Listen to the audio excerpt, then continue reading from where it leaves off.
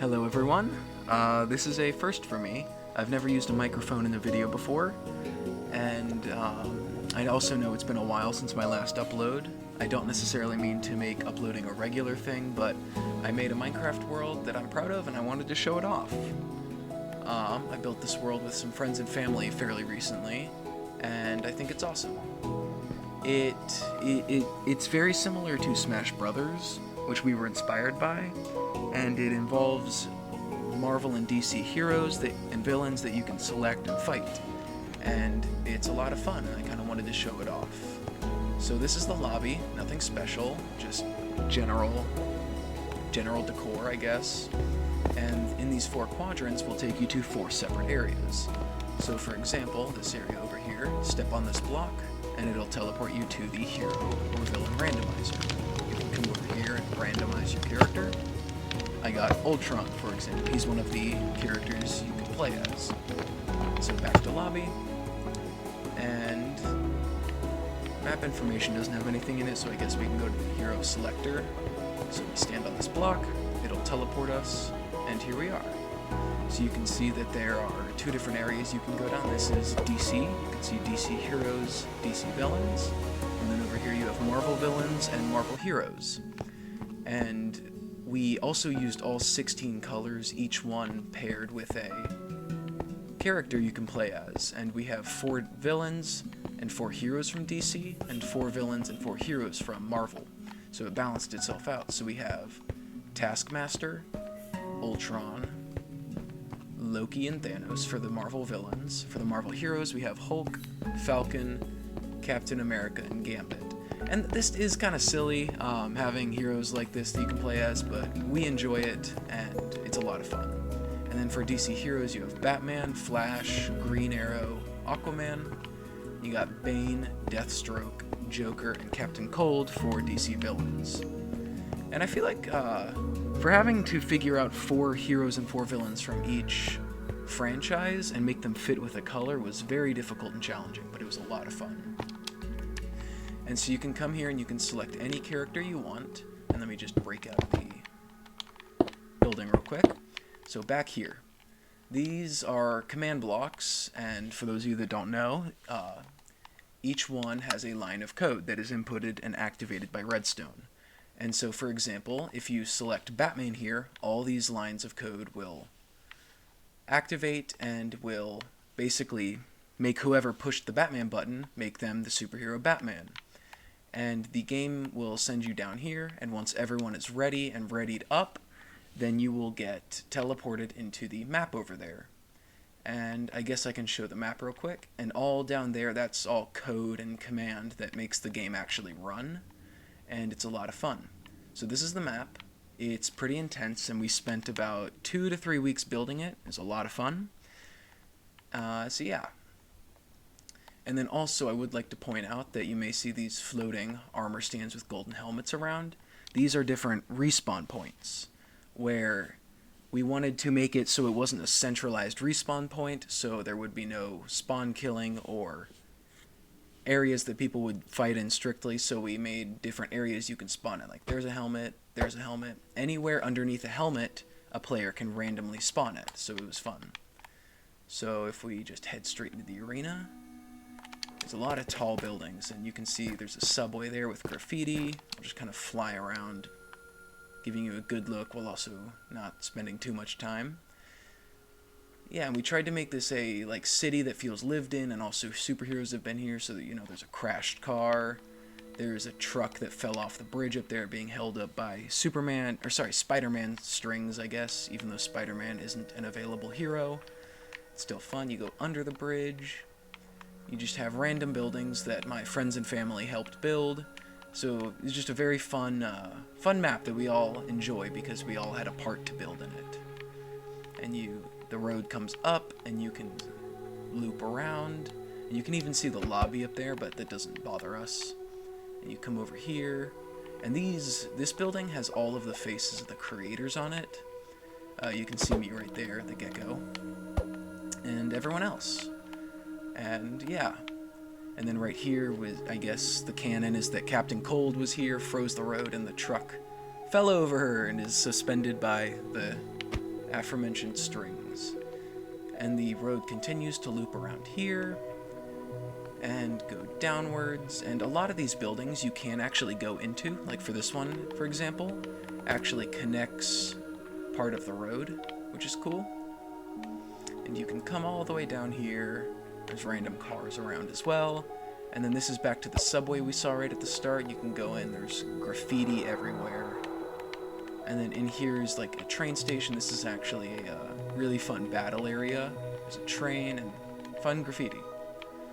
And yeah, that's pretty much the map. It took us about 2 to 3 weeks to build, and is very, very intense because it's pretty big, but a lot of fun.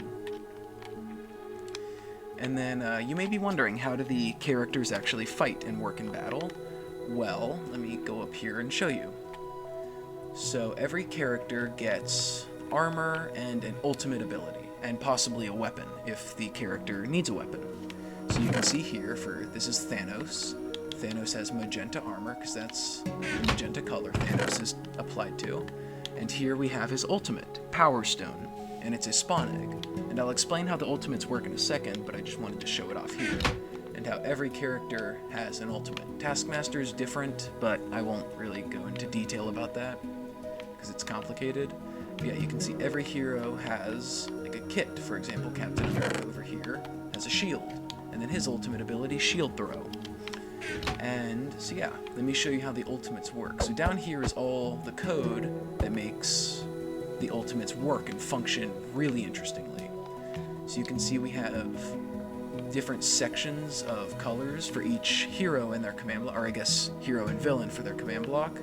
We have 15 here, and then Taskmaster, who's the 16th color, is supposed to like be a random character where he mimics a random hero, so it's like a randomizer. So you can see Taskmaster's, I guess, code over there, which makes each of the copied abilities work. But I won't be going into detail about those, I'll just briefly cover these. So over here, who should I show first? I guess I can show Joker. So let me look in here, and these are a copy of all the heroes' ultimates, so let me go ahead and grab Joker, which is Poison Cloud. Let me come over here to his code, and you can see this is all the code that is needed to make Joker's ultimate necessary and work. So the way the ultimates work is we wanted a way for the people to be able to use a really cool ability in the map itself. So what we have are spawn eggs, to where whenever the person uses the spawn egg, their individual code is looking for the mob that they spawn with their spawn egg, and it'll kill the mob instantly, but then that'll be the activator for all the commands. So for example, let me equip the Joker tag, so this tells, I'm letting the game know that I am now Joker, and so the command should work on me. And expect a loud sound effect. It'll be just like a crackling sound, but Joker's ultimate, let me explain the way it works before I use it.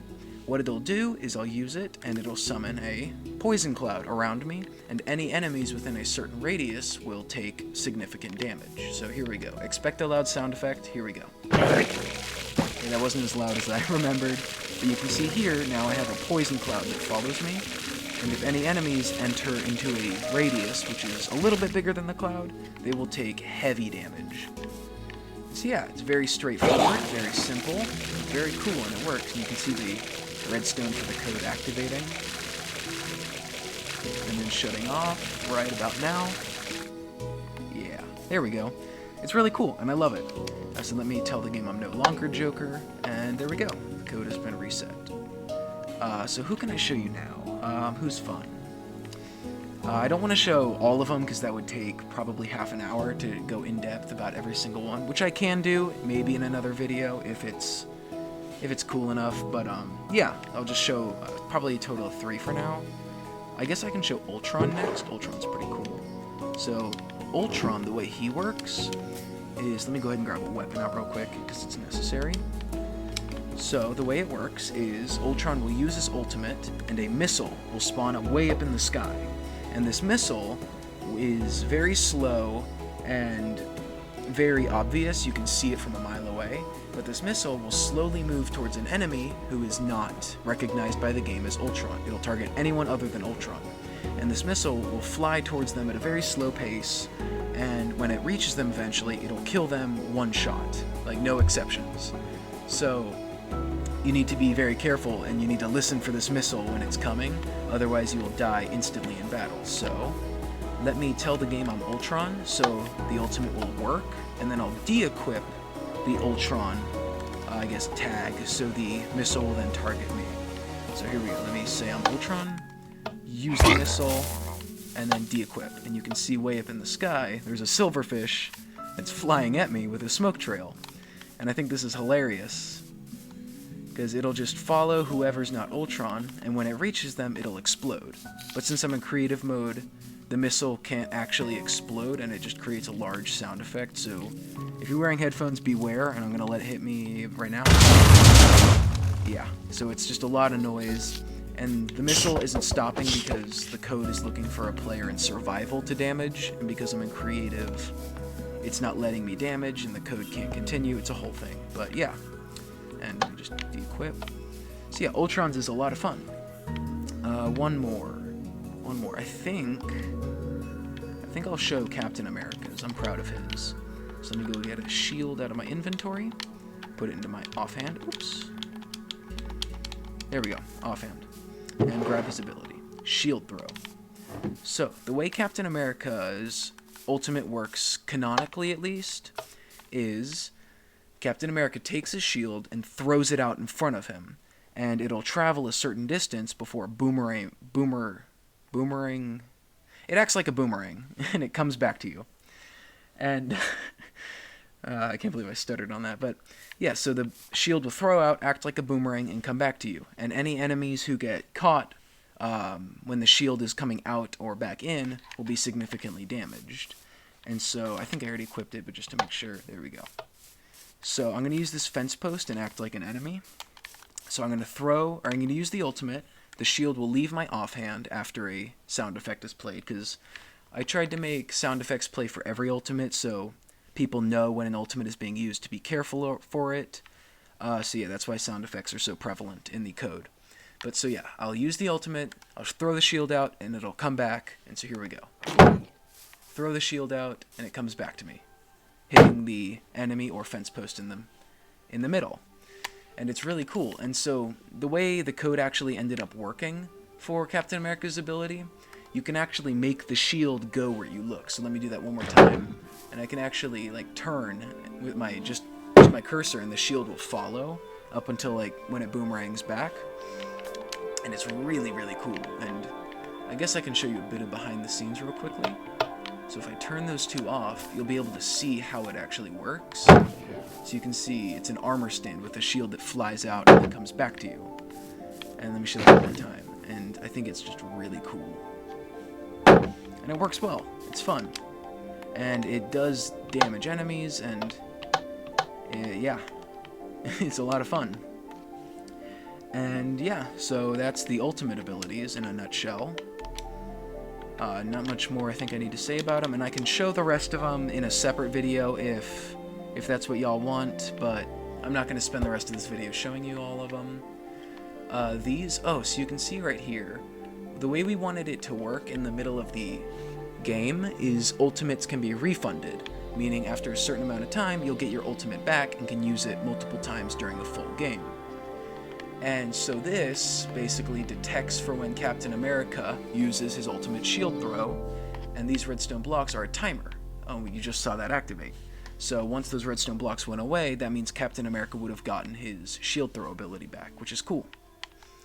And then over here, these are like the death pods. So for example, if Hulk dies, he'll enter this pod and have to wait here 15 seconds before being teleported back.